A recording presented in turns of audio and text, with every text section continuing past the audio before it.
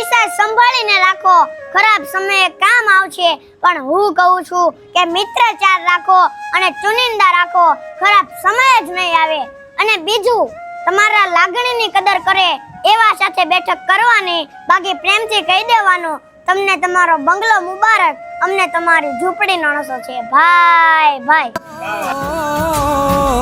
નાણા શું કરવા એ તો બધી મોહ માયા, મિલકત થી મોંઘા મેં ભાઈ બંધ કમાયા.